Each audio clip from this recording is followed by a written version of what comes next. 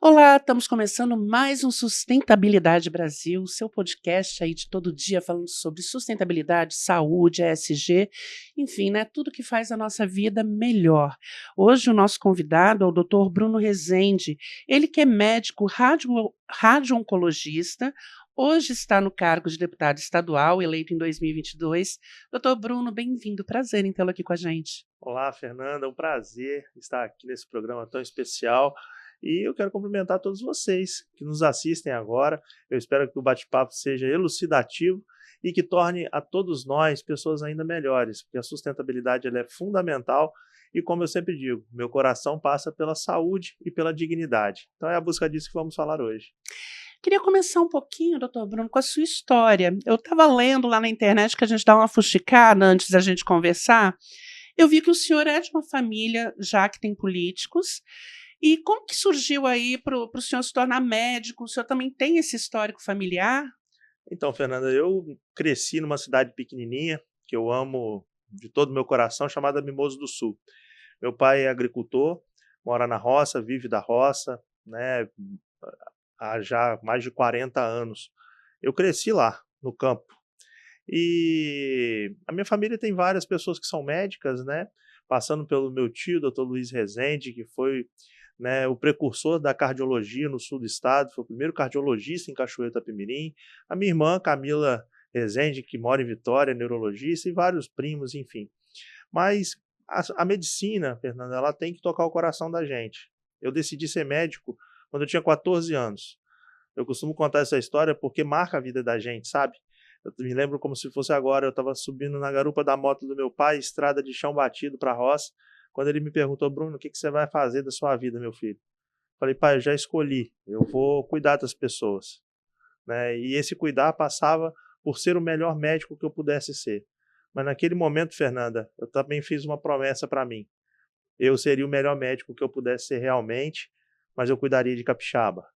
Então Queria ficar aqui, né? foi daí para frente, tudo foi desdobramento de alguns segundos de conversa com meu pai em cima de uma moto, né, olhando para aquilo que os meus familiares já tinham feito, mas querendo escrever a minha própria história, né. E como você disse, realmente tivemos vários políticos na família, né, a maior parte deles trabalhando na política local em Mimoso do Sul. Meu pai foi prefeito, tenho tios que foram prefeitos, meu tio Fernando Rezende foi deputado estadual, ocupou o cargo que eu hoje ocupo, mas todos eles inspiraram ao Bruno Rezende, que hoje escreve uma história que eu espero possa dar orgulho para todo esse clã familiar.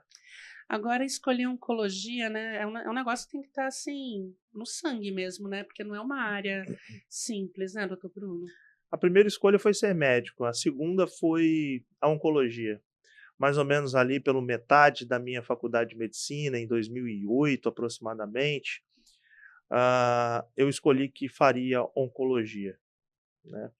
E de lá para cá, o paciente com câncer foi a minha vida, e é até hoje. Algumas pessoas sabem, outras não. Eu fiz a minha pré-campanha de deputado estadual, a campanha de deputado estadual, exerço o mandato de deputado estadual sem nunca ter deixado meu consultório e os meus pacientes com câncer. Eu atendo toda a minha rotina de oncologia no Hospital Evangélico, lá em Cachoeiro de Itapemirim, e por essas mãos aqui, Fernanda, já se passaram mais de 7.000 famílias com câncer, só no estado do Espírito Santo. E muita gente me pergunta: Bruno, por que você fala que é família com câncer? Porque eu escolhi tratar de um bandido, de uma doença que não ataca só a pessoa. Eu escolhi tratar de uma doença que ataca todos aqueles que amam. É a doença do amor, Fernanda. A gente, quando fica sabendo que o vizinho teve um infarto, tá com diabetes, tá com insuficiência venosa, a gente fala: poxa, e aí, mas tá tudo bem, vida que segue, o churrasco do domingo continua. Mas quando a gente fica sabendo que o vizinho tá com câncer, a gente sofre. Ainda tem muito uma carga muito pesada, né. Apesar de estar tudo avançando tanto, né, tanto o diagnóstico, dá para você ver precocemente, o próprio tratamento está avançando tanto, mas a gente tem tanto medo dessa palavra, né. O câncer ele assusta só de ouvir falar, né. É. Eu costumo brincar com os meus pacientes que ele é um bandido, né, e a nossa batalha é para vencer esse bandido. Mas acima de vitória ou não, Fernanda, eu gosto de frisar sempre uma palavrinha chamada dignidade. A dignidade, ela tem que estar nos casos de vitória, quando a gente ganha a batalha contra o câncer, e ela tem que estar, inclusive, nos momentos da morte, né? Então a pessoa ela tem que ter dignidade até para morrer. O cuidado, ele não pode ter fronteira. A dignidade, ela não pode ter fronteira. Eu fico do lado dos meus pacientes nos momentos de glória, quando a gente bate o sino e vence o bandido, mas eu não largo a mão deles quando a gente precisa ir até o Até fim nos da vida. últimos, né, nos últimos minutos. Agora, o senhor falou aí, olha, o senhor não largou o consultório, está trabalhando, né? Está no cargo aí de deputado estadual. E ele chegou aqui com o celular, gente, cheio de bichinho atrás, aí a gente já logo supõe, né? Tem criança na jogada, então deve ter filhos, esposa, enfim. Como que dá para manter todo esse quadro fazendo tanta coisa ao mesmo tempo? O dia tem 24 horas, né, doutor? Olha, o meu parece que tem que ter 36, 48, 72, porque realmente falta tempo, né? Esse é para te ser muito franco, né? Eu sei que tem milhares de pessoas que vão assistir o que eu estou falando, mas parece que está só nós dois aqui, né? O que mais dói no meu coração nessa história toda é a ausência com os meus filhos. Eu tenho um casal de filhos, o Edu, de 6, e a Maria Clara, de 4. A Maria, então, coitada, nasceu no meio dessa confusão, né? No olho do No furacão. olho do furacão. Maria era uma recém-nascida quando eu decidi ser candidato a deputado. E, infelizmente, todo esse trabalho acaba me afastando mais do que eu gostaria dos meus filhos. Essa semana mesmo, no final de semana, eu estava cheio de compromissos, agendas, e o meu mais velho falou: papai, eu quero ver o filme, não vou fazer merchan do filme não, o filme X. Ah, pode fazer, Posso aqui não tem falar? problema Então não. pronto. Papai, eu quero ver o filme do Minecraft, Ah, que tá já em fui vítima cartaz. desse filme também. Eu falei: meu filho, e não me alegro com isso, mas ele já tinha me pedido durante a semana, eu estava em Vitória fazendo agenda, eu falei: pode ir, meu filho. Aí a babá levou ele para ver o filme, e ele já tinha assistido esse filme. Eu falei: mas meu filho, você já assistiu o filme, o papai tem uma agenda agora. Ele falou: papai, eu assisti o filme, mas eu não assisti com você. Ai, meu Deus. Aí eu falei com a Rafa: Rafa, liga lá para nossa agenda e desmarca que eu vou ver o filme do Minecraft com o Edu, né? E fomos nós dois, ele falou: mamãe, pode ficar aí, agora vão só os meninos. Que E gracinha. nós entramos no Fusca dele e nós fomos no Fusquinha ver um filme do Minecraft no cinema lá em Cachoeiro de Itapemirim, né? O Fusca que eu comprei para ele, e é do jeito que ele queria, um Fusca azul com um raio no capô e o nome dele no vidro, Ah, um Eduardo Fusca mesmo, um Rezende. carro. Eu tô viajando aqui achando que é Não, brinquedo. o Fusca é um outro problema que eu causei na minha vida, porque o Fusca, eu fui criado dentro de um Fusca, né? Aprendi a dirigir num Fusca, o carro da minha família era um Fusca, e eu comprei esse Fusca do meu pai, reformei o Fusca, era um Fusca branco, e depois chegou a Maria Clara, eu falei: agora, eu tenho 2 filhos, só tenho um Fusca. Os 2 gostavam do Fusca, falei: vou comprar outro Fusca. Comprei outro Fusca, reformei o Fusca, eu tenho 2 Fuscas, um azul e um branco. Falei: agora, qual que vocês vão querer? Graças a Deus, cada um escolheu um, sem briga. O Eduardo quis o azul e a Maria o branco. Detalhe: o Eduardo queria um raio e o nome dele, e a Maria não queria o Fusca branco, queria um Fusca rosa. Ai, meu Deus. Que gracinha. Aí você pintou de rosa. Ainda não, tô tentando convencer, mas eu tô vendo que vai ser difícil, eu vou ter que pintar aquele Fusca de rosa. Ah, eu acho válido, né? Rosinha para menina, não tem problema nenhum, muito legal. Agora, aí você foi com o Fusca Azul, foi lá assistir Minecraft, foi É um dia verdade, incrível, né? foi um dia incrível. Mas eu tenho sempre a expectativa de que, no futuro, as crianças vão olhar para tudo aquilo que nós estamos fazendo agora e vão conseguir ter orgulho do pai que tem, do pai que está se doando, que está, inclusive, penalizando a própria família, por vezes, para poder ter um hospital de câncer em pé em Cachoeiro de Itapemirim, um hospital que vai ser 100% SUS e vai cuidar de pessoas que eu tenho certeza que vai ter a capacidade de romper fronteiras geográficas. E que, assim como é o hospital que me fez oncologista, que me fez radio-oncologista, perdão, que é o Hospital de Amor de Barretos, nós vamos ter um hospital que a especialidade principal dele vai ser amor, com DNA capixaba.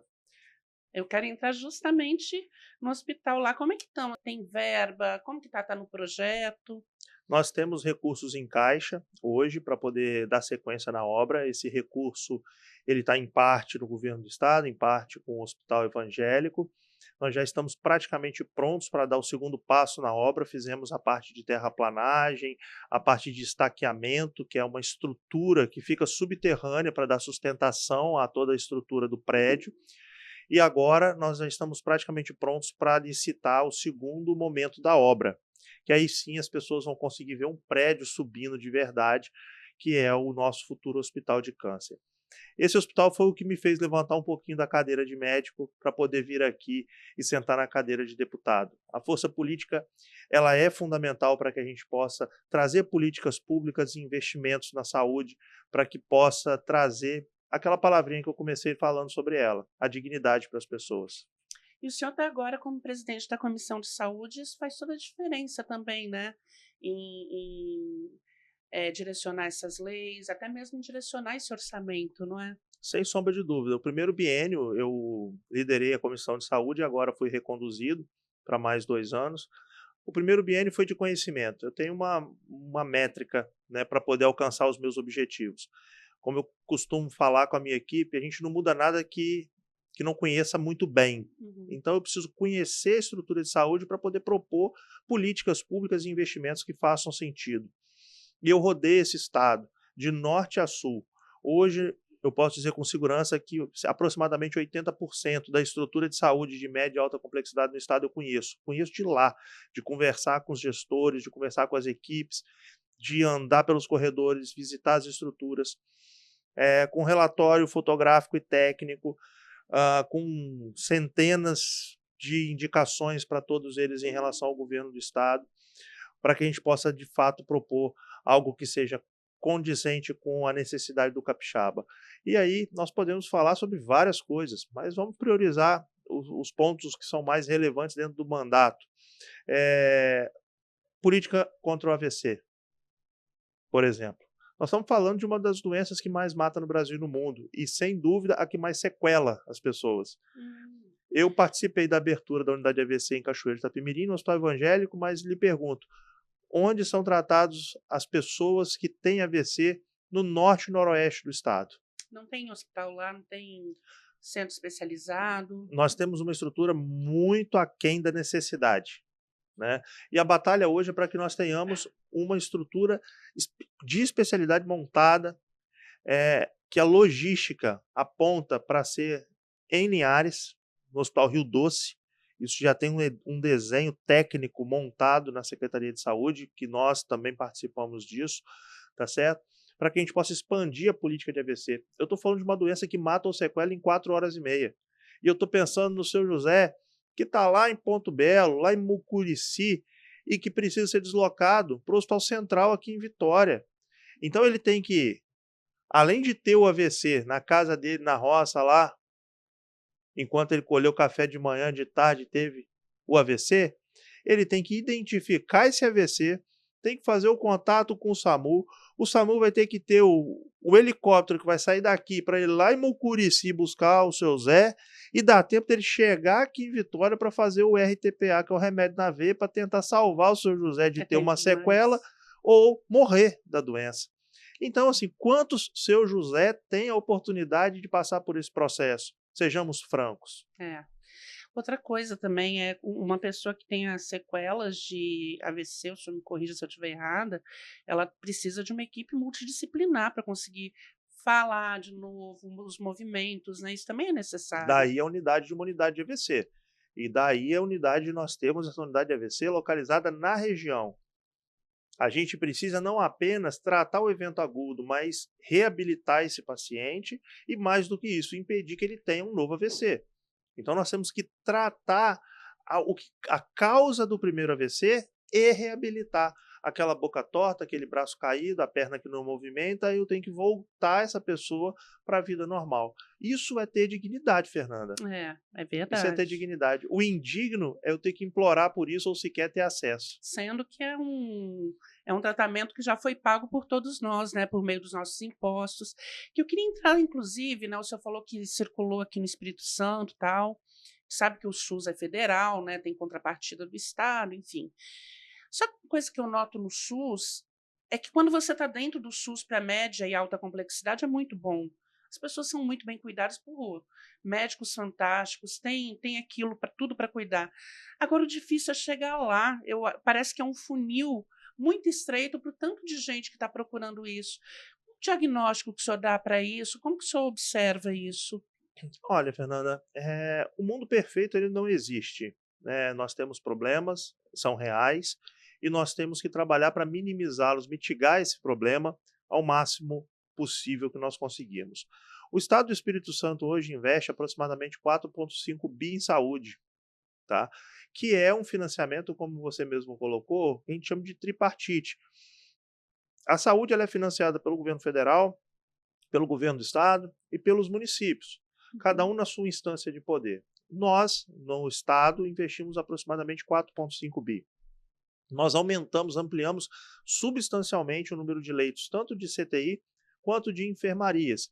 Estamos construindo unidades hospitalares novas. Acabamos de inaugurar o hospital em Guarapari.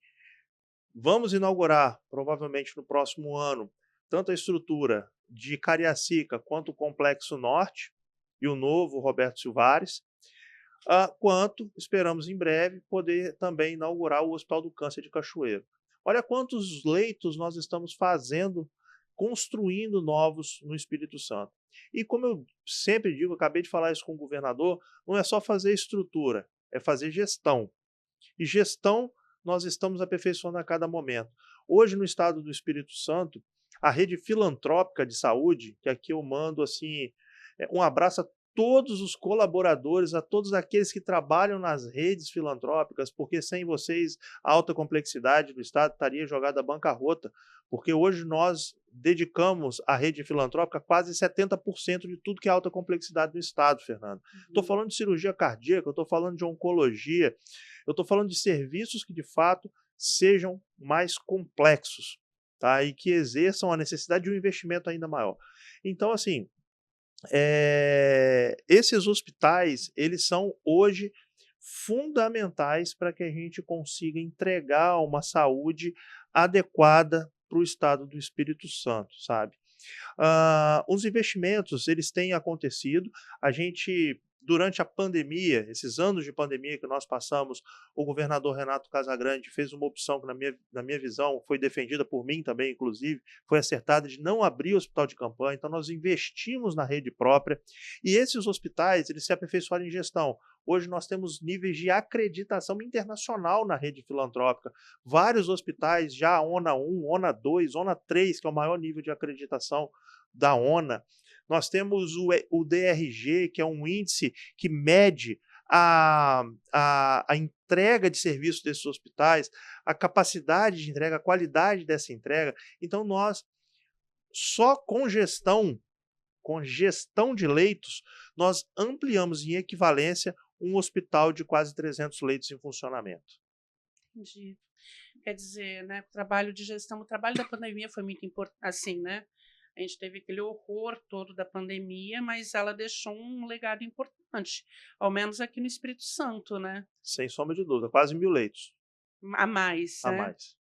Agora, e o Hospital do Câncer lá de Cachoeiro tem previsão de quando vai ficar pronto? Quem que vai fazer a gestão? Vai ser o próprio Estado? A gestão do Hospital de Câncer de Cachoeiro vai ser feita pelo Hospital Evangélico de Cachoeiro de Itapemirim, Tá.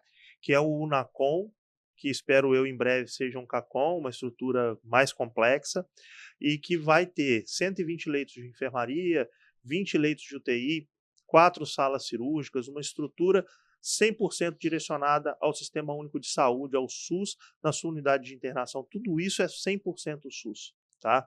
E associado a isso ainda vai ter uma hemodiálise nova, né, dentro do hospital de câncer, que é um outro problema de saúde pública no estado do Espírito Santo, a terapia renal substitutiva, né? Então, o Hospital de Câncer é um projeto que nós esperamos que possa ser inaugurado, pelo menos de maneira parcial, até o início, ou final do ano que vem, início do ano de 2027.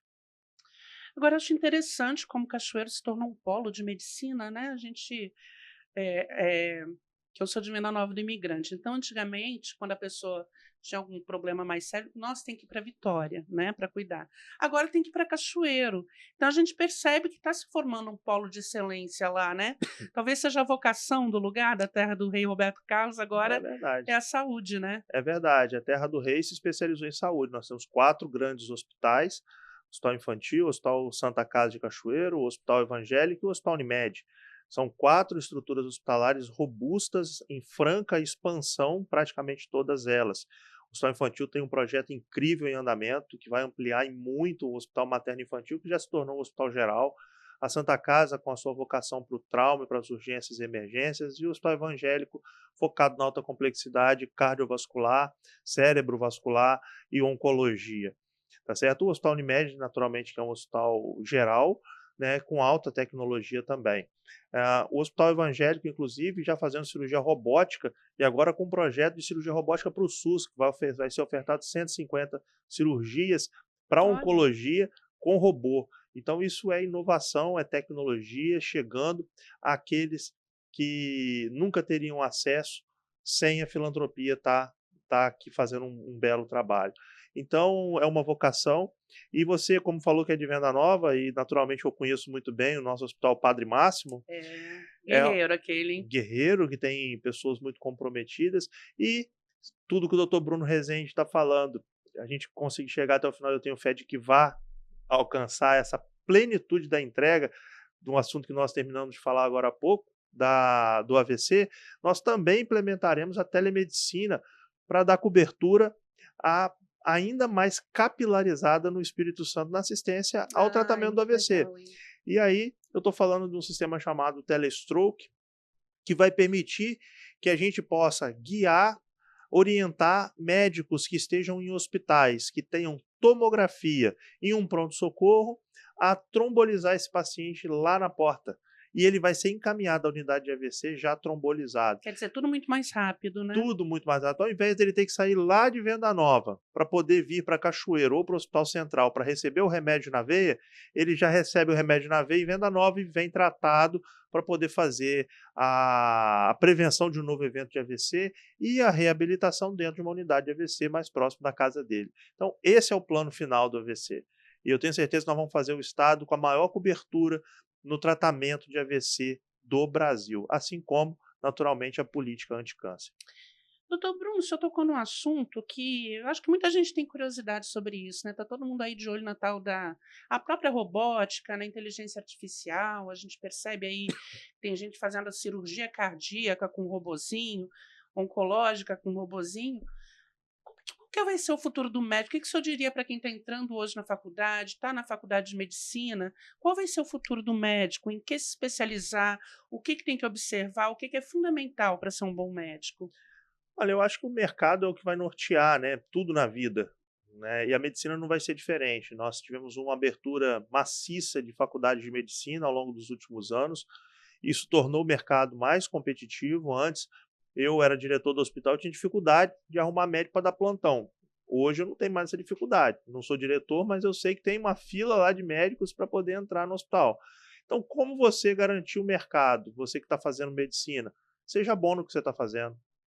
Primeiro, a medicina, ela, como eu disse no começo da apresentação, quando você erra, não é um saco de fubá que cai no chão e poca. Quando você erra, você pode matar uma vida. Você pode matar alguém que, que tem na vida própria né, uma responsabilidade muito grande, E o é o amor médico. de algumas pessoas, essa Então, pessoa. a medicina é uma vocação. Hum. Se você está escolhendo medicina por dinheiro, vá fazer outra coisa. Então, esse é o primeiro recado. Se é uma vocação, se tocou seu coração, faça com todo amor e carinho, porque para os bons profissionais nunca faltará mercado. Nunca. Você sempre será fundamental, tá certo? E o médico, não apenas o médico, mas todos aqueles que escolhem cuidar de pessoas, e aqui eu digo do nosso grande time da saúde, né? A saúde não é feita só por médico, Fernanda. É Tem verdade, alguns que né? pensam que é, mas não É é. uma galera boa ali É. junto, né? Então, assim, eu sozinho não sirvo para nada, Fernanda. Eu sem a minha equipe, eu não consigo entregar assistência. Então, eu estou falando de equipe, eu estou te falando da porta do hospital, da recepcionista, eu estou falando do motorista da ambulância. eu estou falando do maqueiro, eu estou falando da higienização, eu estou falando dos técnicos de enfermagem, dos técnicos que são envolvidos no processo, nutricionista, fisioterapeuta, fonoaudiólogo, enfim, todo o pool de profissionais que cuidam do doente, né? A pessoa é complexa, né? A vida é complexa e a vida precisa de incontáveis profissionais ao redor para que a gente possa dar assistência digna. Todos esses profissionais, toda essa cadeia precisa ter a vocação para estar ali. Eu sempre digo que nós escolhemos estar aqui, Fernanda. Quem está na É, nossa frente não escolheu. é Ninguém verdade. acorda de manhã e fala assim: olha, vou ter um câncer hoje, vou fazer quimioterapia. Vou ter um AVC. Vou ter um AVC, quero ficar sequelado em cima de uma cama. Não, mas quem está lá cuidando dele escolheu estar lá. É verdade, doutor Bruno. Vou sair agora aí da parte médica, vamos para a parte política. 2026 está chegando aí. O senhor vem de novo, está disposto a encarar mais 4 anos aí nessa batalha? Está pensando em outros ares, uma Câmara Federal, um Senado, enfim, né? O que o senhor está pensando? Então, Fernanda, eu entendo que a saúde precisa de um representante, tá? E obviamente que eu respeito a todas as lideranças políticas no estado, né? Mas a estrada que nós estamos trilhando é para que a saúde tenha um representante que compreenda o processo, que conheça a rede de assistência do Estado do Espírito Santo, que seja especialista, além da assistência, também tenha o dom do amor no coração para cuidar das pessoas, sabe, Fernanda? Essa é a escolha que eu fiz lá quando eu tinha 14 anos. É por isso que eu aceitei o desafio de levantar da minha cadeira muito cômoda. É por isso que eu hoje causo algum tipo de desconforto para os meus filhos por não ter o pai em casa todos os dias. Mas eu estou aqui para que, como eu te disse no começo da nossa entrevista, eles possam olhar e falar: meu pai ajudou a salvar até o seu José, lá de Mucurici. Meu pai ajudou a salvar a dona Maria, do Iuna, do Alegre. Meu pai ajudou a salvar o seu João, de Cachoeiro, da Serra, porque implementou no estado a política do AVC, a política anticâncer, a política de saúde de uma maneira macro. Então eu tenho essa ambição de que eu posso contribuir com a saúde, principalmente do estado do Espírito Santo, de todas as pessoas, porque dignidade não tem fronteira. E é por isso que eu decidi entrar na política. E hoje eu vislumbro que essa representação precisa chegar a Brasília. Então, eu não serei candidato a deputado estadual. Isso já está definido e o meu caminho é todo direcionado para uma candidatura futura, na hora certa, à Câmara Federal. Perfeito. Doutor Bruno, tomara aí, né? A gente precisa mesmo. Eu acho que a gente tem que ter gente técnica nos lugares, sabe? O senhor é médico, o senhor está lá, o senhor está na comissão de saúde, sabe o que está falando, né? Sabe um bocadinho do que está falando. Então, a gente tem pessoas técnicas que vivenciam o dia a dia da população. Esse é o papel, né, das câmaras, esse é o papel das assembleias, é de representar a gente que não está podendo falar toda vez lá na tribuna. Doutor Bruno, eu queria agradecer muito sua participação. Já está convidado de novo aqui para bater papo. Quando tiver novidade, aí o André pode me mandar, que a gente vai estar publicando nas nossas redes também. Eu queria que o senhor fizesse suas considerações finais, por favor. Fernanda, eu queria te agradecer pelo convite. Um prazer enorme estar aqui conversando com você. Tenho certeza de que eu estarei aqui todas as vezes que eu for convidado a estar. Faço o que faço com muito prazer e com muito amor no coração. Eu faço pensando num Espírito Santo que não seja só meu e seu, Fernanda, mas que seja de vocês todos que estão me escutando agora, e que vá além de vocês, e que seja daquelas pessoas que não são vistas por ninguém, aquelas pessoas que estão esquecidas e que sequer têm acesso ao mínimo, ao básico, para que se tenha dignidade na vida. Eu estou aqui não pelos meus amigos ou pela minha família, eu estou aqui por todos os capixabas. Essa sempre foi a pergunta que eu me fiz. Como eu posso deixar de ser médico apenas de quem está na minha frente? E eu posso passar a ser médico dos quase 4 milhões de pessoas do meu estado? A política é essa forma. Saibam que aqui, sentado nessa cadeira, não está apenas o corpo político. Ele está aqui também, Mas sempre, Fernanda, sempre o que guiará esse corpo político vai ser o coração do cuidado que é alimentado pelo sentimento de um médico. Então é isso que me guia. Eu queria dar um abraço muito forte em cada um de vocês, agradecer pela oportunidade de estar aqui entrando na sua casa, no seu carro, no seu trabalho, onde quer que você esteja me escutando. E saiba que onde o deputado Bruno Rezende estiver, lá estará o doutor Bruno Rezende também, arrancando a porta. Você não precisa bater nela, é só entrar. Perfeito, doutor Bruno. Obrigada, viu? E a você que acompanhou a gente até aqui, o nosso muito obrigada e até a próxima.